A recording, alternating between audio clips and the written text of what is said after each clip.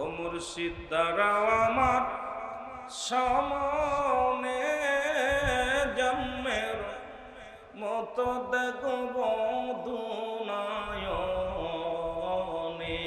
আমি জন্মের মতো দেখব দুনয়নে। বলেন বাজান দাঁড়াও আমার সামনে, জন্মের মতো। ও মুর্শিদ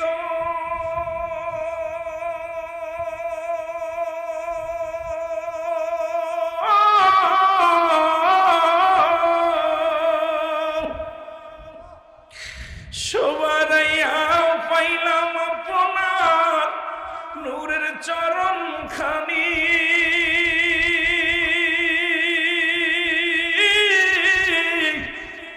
এ গোলামে শুইপা দিছি আপনার চরণে জীবন।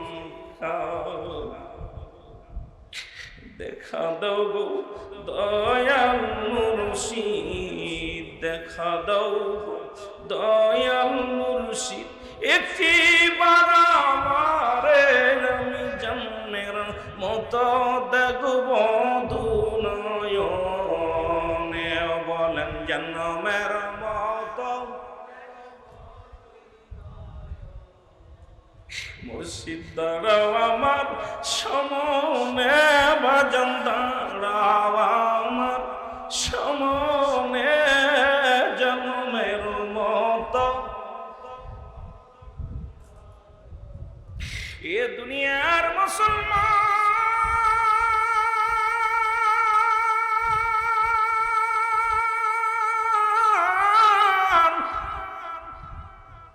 জামানার মহাকামেল, জামানার যুগ শ্রেষ্ঠ কামেল বিশ্বলি খাজা বাবা সিদ্দাল্লামা ফরিদপুরের বাবা। দুই চারটা কথা বলি, কেমন পীর কেমন ভালোবাসে আপনাদেরকে। একবার ঢাকা জেলা থেকে, ঢাকার আশপাশের বায়রা, মুজাম্মেল মামা নামে পরিচিত দরবার শরীফে আমার এক জাকের ভাই, কেউ বলে মোজাম্মেল ভাই, কেউ বলে মোজাম্মেল হক, কেউ বলে মোজাম্মেল মামা। উনি একবার দরবার শরীফে ফজরের নামাজ পড়লেন ঢাকার মধ্যে, ঢাকা জেলা থেকে নামাজ আদায় করে যাকে গল্প করতেছিলেন দরবার শরীফের সম্মান নিয়ে কথা বলতেছিলেন। কথা বলা পর এক মসজিদের ইমাম সে বললেন, কোথায় আত্মসী, কোথায় ফরিদপুর কিসের আবার বাবা? মুজাম্মেল ভাই বললেন, ভাই এই বাংলাদেশের জমিনে, আত্মসীর জমিনে এমন একজন মহাতাপস যুগশ্রেষ্ঠ কামেল আমার দয়াল মুর্শিদ, যারে দেখলে ক্ষুধা নিবারণ হয়ে যায়, যাকে দেখলে ঘুম হারাম হয়ে যায়, যাকে দেখলে দুনিয়ার দুঃখ ভুলে যাওয়া যায়। একবার যদি তোমরা দেখতে পাও, জীবনের মতো আমি বলতে পারি একবার দেখলি তোমরা বারবার দেখার সাথ জাগবে। জোরে জোরে বলেন আল্লাহু আকবার। ও মুর্শিদ দাঁড়াও আমার সামনে, জন্মের মতো। বাবারে চোখের পানি ছেড়ে আওয়াজ দিয়ে বলেন না, আওয়াজ দিয়ে, ওরে জন্মের মতো দেখব দুনয়নে, আমার জন্মের। ওই আমি মাহাফাফি বড় অপরাধী,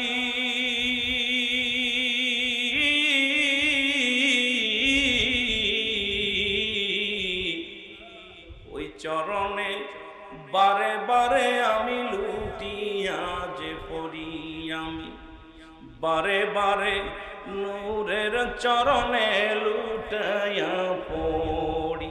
দেখা দাও গো দয়াল মুর্শিদ, দেখা দাও গো দয়াল মুর্শিদ, একটিবার আমারে আমি জন্মের মতো দেখব দুনয়নে, আমি জন্মের মতো।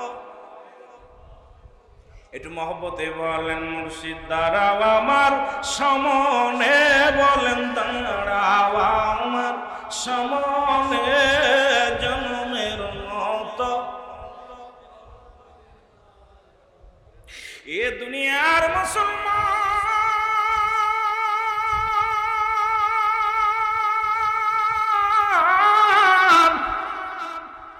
মুজাম্মেল ভাই বললেন, আপনাদের সকলের খরচ আমি বহন করব, সবারই খরচ বহন করব, শুধু একটা দিন আমার সময় দিবেন, আমি দরবারে নিয়ে যাব। আপনাদেরকে কবে যাইতে চান? কবে যাইতে চান? তাহলে আমার সাথে যোগাযোগ করেন, আমি আপনাদের খরচ বহন করে নিয়ে যাব। মুসল্লিরা বললেন, যদি আপনারা খরচ বহন করেন আমরা যাইতে রাজি। মুসলমান চলে আসলেন।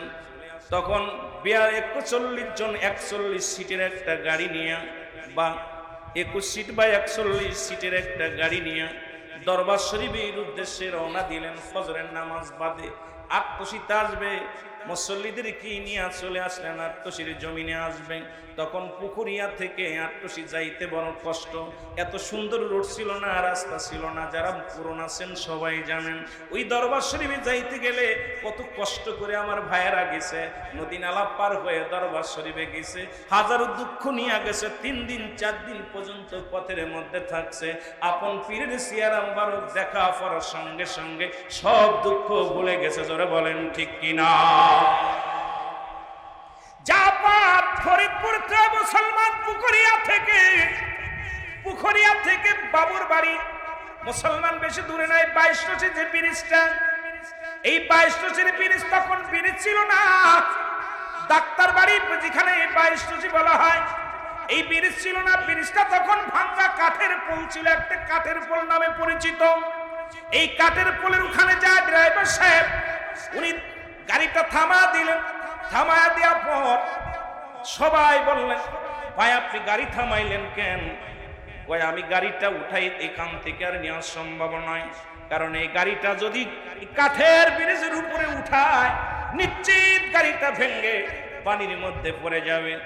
আমার দ্বারাই সম্ভব না, এটা আমার ভাড়া গাড়ি, মালিক জানলে আমার চাকরি তো যাবে, এই গাড়ির বর্তুক্য দেওয়া লাগবে, সুতরাং আমার দ্বারাই সম্ভব নাই। মোজাম্মেল হক বললেন, ড্রাইভার সাহেব আমরা তো ইচ্ছা করেছিলাম জোহরের পরে খানা খাবো, দরবারে নামাজটা পড়ে আমরা খানা খাবো, আমরা তোর বেলা চলে যাই, একটু গাড়িটা উঠান, আমরা নেমে ওপারে যাই, আপনি গাড়িটা খালি গাড়ি নিয়ে চলেন।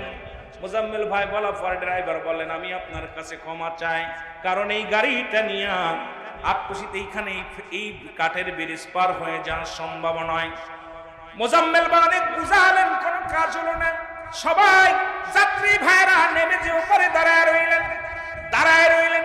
হঠাৎ ড্রাইভার সাহেব না পাশ থেকে সেই গাড়ির মধ্যে বসিয়া গাড়ি স্টার্ট দিলেন। সুবহানাল্লাহ বলেন, আর একটু জোরে বলেন। গাড়িটি স্টার্ট দিলেন, গাড়িতে স্টার্ট দিয়ে উপরে নিয়ে চলে গেলেন। ওপারে যায় বললেন, আপনারা জলদি করে উঠেন। মোজাম্মেল ভাই কয়, ড্রাইভার সাহেব কিছু বুঝলাম না, কত অনুরোধ করলাম, কত বোঝাইলাম, আপনি গাড়ি স্টার্ট দিলেন না, এমনকি ও পারে নেওয়ার জন্য আপনি রাজি হলেন না, এখন কেন একা একা স্টার্ট দিলেন? কয় অত কথা বলেন না, সবাই ওঠেন। সবাই উঠে গেলেন। ড্রাইভার সাহেব গাড়ি স্টার্ট দেয় না। বলে গাড়ির স্টার্ট দেন না কেন? বলে কেন দেবো, একজন লোক আপনাদের উঠে নাই। বলে কে উঠে নাই? কয় আপনারা সবাই উঠছেন? কয় হ্যাঁ যাত্রী ভাইরা সবাই উঠছেন। মুজাম্মেল ভাই কয় স্টার্ট দেন। ড্রাইভার সাহেব স্টার্ট দেন। ড্রাইভার কয় আপনাদের যিনি আমারে পার করে দিলেন, যিনি আমাকে রাস্তা দেখাইলেন, সেই লোকটা তো গাড়ির মধ্যে ওঠে নাই। মোজাম্মেল ভাই ডাক দে, কয় কে? কয় যে লোকটা আমাকে পার করে দিলেন। বললেন হঠাৎ করে আমি দাঁড়া আছি, কে যেন আমারে ডাকতে বলে, বাবা আমার জাকিরটা বড় কষ্ট পায়, সকালবেলা নাস্তা করে বাড়ি থেকে বাইর হয়েছে, ক্ষুধার্ত অবস্থা আছে, বাবা ওদেরকে আর কষ্ট দিয়েন না। আমি কি হয়ে হেল্পার হয়ে রাস্তা দেখাইতেছি, আমি যেমিন্দে আপনাকে গাড়িটা নিতে বলি সেমিন্দে যান, আপনার গাড়ির যদি কিছু হয় আমি বাবা বুঝে দিব, কোনো ভয়ের কারণ নাই। ওই লোকটা আমার সামনে সামনে হাঁটতে লাগলেন, আমি গাড়ি স্টার্ট দিয়ে পারে আনলাম। সেই লোকটা কোথায় গেল? জোরে জোরে বলেন আল্লাহু আকবার। মুর্শিদ দাঁড়াও আমার সামনে, জন্মের মতো দেখবো দুনায়নে, আমি জন্মের ও মুর্শিদ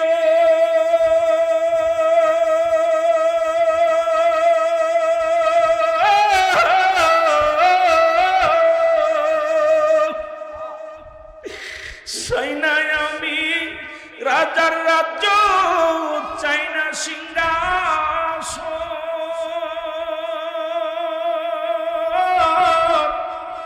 একবার যদি দয়াল মুর্শিদ হও গো আপনজন, একবার যদি দয়াল গো মুর্শিদ হও গো আপনজন, আমার রাগ থাকবে না আর কোন ব্যথা, আমার থাকবে না আর কোন ব্যথা, সুপিব জীবন জৈবন জন্মের মতো থাকব দুনয়নে, বলেন জন্মের মতো।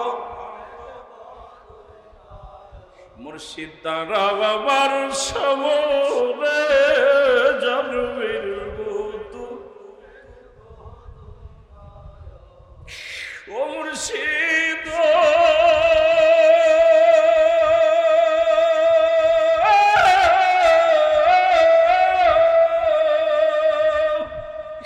সমারাইয়া পাইলাম তোমার নূরের চরণ খানি,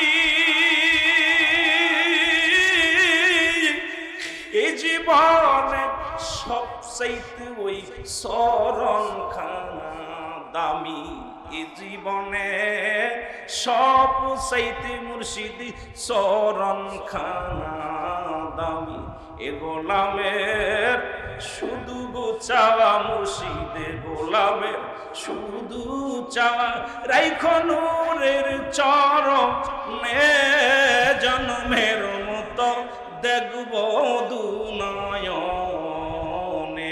আমি জন্মের মতো। এ জাকের ভাইরা রে,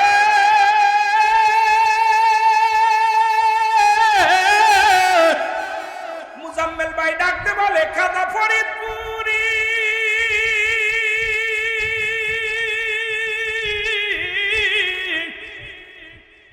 একটা চিৎকার দিয়ে বলে ড্রাইভার চালা গাড়ি, আর বুঝতে বাকি নাই জলদি যা। চলে গেলেন দরবার শরীফে, চলে গেলেন। যাও ফর বাজান রে, কোথায়? বড়ইতলা হুজরা শরীফে কেবলা জানো হুজুর বসে আছে, নূরের হুজরায় বসে আছেন। যাত্রীদেরকে নিয়ে, ওই মেহমানদেরকে নিয়ে মোজাম্মেল ভাই আগে গেলেন, পিছে পিছে সবাই গেলেন, দেখা করতে গেলেন। সবার যখন দেখা হয়ে গেলেন, কেবলা জান হুজুর কাছে যায়, মোজাম্মেল ভাই বলে হুজুর ভিতরে এই বিপদে পড়েছিলাম আমরা। হুজুর একটা মিষ্টি হেসে দিলেন, দেওয়ার পরে ড্রাইভার সাহেব পাশে ছিলেন, উনি আসলেন। উনি এসে চিৎকার মেরে দিয়ে বলে মোজাম্মেল ভাই আর কেউ নয়, আমি গাড়িটা যখন স্টার্ট করেছিলাম, যখন গাড়ি বন্ধ করেছিলাম, ওই যে যিনি হুজরার মধ্যে বসে আছে রে, ওই চেয়ারের মধ্যে যিনি বসে আছে, উনি আমাকে বলছে বাবা গাড়িটি স্টার্ট করো, তোমার গাড়ি যদি কোনো ক্ষতি হয়, গাড়ি যদি পড়ে যায়, দায় দায়িত্ব আমি নিলাম, আমার জাকেরদের আর কষ্ট দিও না। ও দুনিয়ার মুসলমান শুনে নাও, এই কথা বলিয়া ড্রাইভার বলে মুজাম্মেল ভাই আর কেউ নয়, উনি সেই লোক। বলার সঙ্গে সঙ্গে খাজা ফরিদপুরি একটু আড়াল হয়ে গেলেন, এবং চোখের আড়াল হয়ে গেলেন। এবার মুজাম্মেল ভাই আর বুঝতে বাকি না, আগেই তো বুঝেছে। এরপরে কিছুক্ষণ পরে হুজুর আবার আসলেন, এসে বললেন বাবা শুনে নাও, পৃথিবীর প্রান্ত থেকেও প্রান্ত পর্যন্ত মুরিদ কখনো যদি কোনো বিপদে পড়ে যায়, কামেল পীর স্মরণ করতে দেরি, কামেল পীর হাজির হতে দেরি নয়। জোরে জোরে বলেন মারহাবা।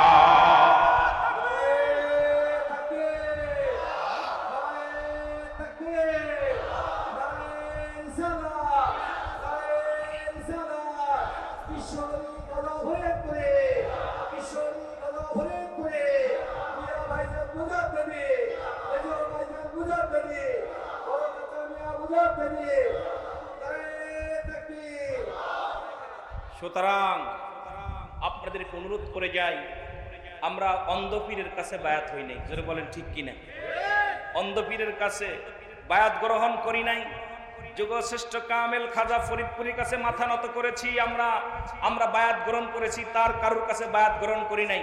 দরবার শরীফ থেকে যখন যে হুকুম আসে, আমার কেবলাজান হুজুরের আওলাদ যিনি আমাদের পরম শ্রদ্ধেয় আমাদের মিয়া ভাইজান বলি, তার মিয়া ভাইজানের পুত্র আমাদের যিনি মেজু চাচা যান, মিয়া চাচা যান বলি, যখন যে হুকুম দিবে হুজুরের তরফ থেকে কেবলা যান হুজুর জানাবে, আমার রাসূল আল্লাহ জানাবে, আল্লাহ জানাবে কাকে, রাসূলকে, রাসূল জানাবে খাজা ফরিদপুরীকে, খাজা ফরিদপুরি জানাবে আমার মিয়া ভাইজানকে, মিয়া ভাইজানের প্রতিনিধি হয়ে চাচা মিয়া যান যখন যে হুকুম দেবে আমরা ঝাঁপিয়ে পড়তে চাই কি চাই না?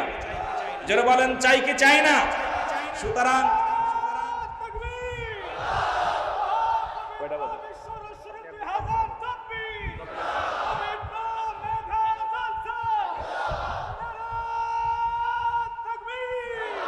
সুতরাং আপনাদেরকে বলতেছি, আমাদের ভিতরে মুনাফিক ঢুকেছে। আব্দুল্লাহ উবায়ের চরিত্র, আব্দুল্লাহ ইবনে উবায়ের চরিত্র, তারা কি ছিল? রাসূলকে মারার ষড়যন্ত্র করেছিল। ভালো করে জেনে নেন, হয়তো আমার কথায় অনেকের তিতা লাগবে। আব্দুল্লাহ ইবনে উবায় নবীর সাহাবী ছিল, আমার নবীকে মারার ষড়যন্ত্র করেছিল। বর্তমান আমাদের মধ্যে খাজা পরিবার হলেই চলবে না, খাজার আউলাদ হলেই চলবে না, এমন কিছু দুশ্চরিত্র মানুষ আছে যারা এখনো আমাদের মিয়া ভাইজানকে আঘাত করতে চায়, চাচা মিয়াকে আঘাত করতে চায়। আপনাদের সতর্ক থাকতে হবে, যারা বলেন ঠিক কিনা। আবার অনেকে বলতে পারেন, ভালো করে শুনে নেন, কারণ আব্দুল্লাহ ইবনে উবাই নবীর সাহাবী হয়েও যদি নবীকে মারার ষড়যন্ত্র করতে পারে, তাহলে আপনাকে আমাকে মারবে, এর মধ্যে কোনো সন্দেহ আছে? যারা বলেন কোনো সন্দেহ আছে? সুতরাং কে বা কাহারা ওইটা আমার দেখার বিষয় না। আমরা মুরিদ হয়েছি বিশ্ব আলী ফরিদপুরীর কাছে। আমাদের যখন যে হুকুম আসবে, যখন যে হুকুমের গোলাম আমরা, সেই হুকুম দেওয়ার সঙ্গে সঙ্গে ডানি বামে তাকানোর সময়, জোরে বলেন ডানি বামে তাকানোর সময় আছে। এখন ফরজ আইন হয়ে গেছে পীরের হুকুম মানা, জোরে বলেন ঠিক কিনা। এখন আমরা নেতার অনুগত্য নয়, আমরা অনুগত্য হলো কেবলা জান হুজুরের, জোরে বলেন ঠিক কিনা। আমাদের নেতা খাজা ফরিদপুরি, জোরে বলেন ঠিক কিনা। কথা বুঝতেছেন? কথা বোঝেন? আমি বেশি আলোচনা করব না, আরো 12-13 দিন আছে আলোচনা করব, তা আপনাদেরকে বেশি সময় দিতে পারলাম না। বিশেষ করে আজকে মিলাদুন নবীর অনেক আলোচনা শুনেছেন, আজকে অনেক আলোচনা সাহাবীদেরকে নিয়ে আলোচনা হয়েছে, নবীদের নিয়ে আলোচনা হয়েছে। আমি একটা কথা আপনাদেরকে বলে যাই, সেই কথাটা হলো, আমার এই আকাশের নিচে, এই আকাশের নিচে, এই জমিনের উপরে আমার পীরের চাইতে আর কোন বড় পীর আছে? জোরে বলে, আমার পীরের চাইতে আর কোন বড় পীর আছে? নাই। আমার জানা মতে এই এত বড় দরবার আকাশের নিচে, এই জমিনের উপরে এত বড় দরবারও নাই। জোরে বলেন ঠিক কিনা। জোরে বলেন ঠিক কিনা।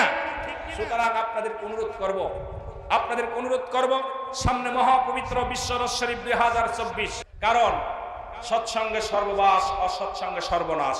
আমরা সৎসঙ্গ ধরব। এমনও অনেক দল আছে নিয়ে জঙ্গলিবাদ শিখায়, সন্ত্রাসী শিখায়, বোমা মারা শিখায়, প্র্যাকটিক্যালে শিখায়।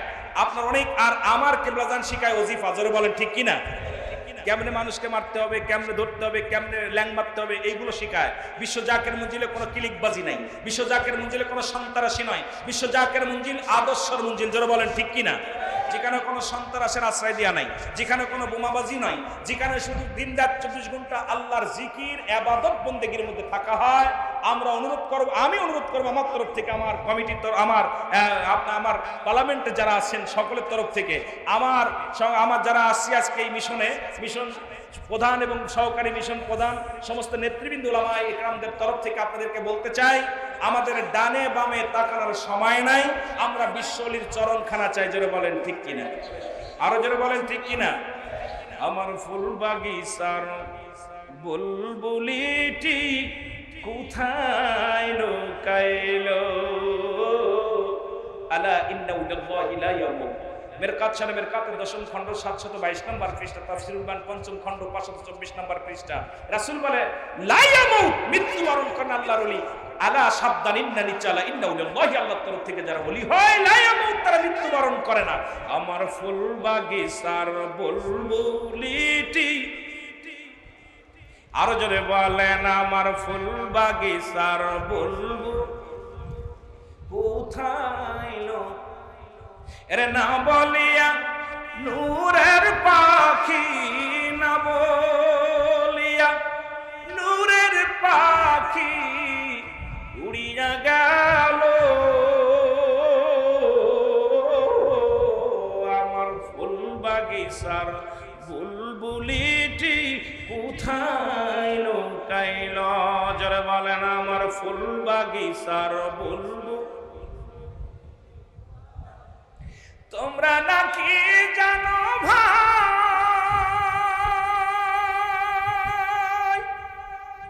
কোথায় গেলে আমার দয়াল রে পাই? তোমরা নাকি জানো রে ভাই, কোথায় গেলে আমার মুর্শিদ রে পাই? আদার ঘরে সোনার প্রদীপ, আদার ঘরে নূরের প্রদীপ লিভিয়া গেল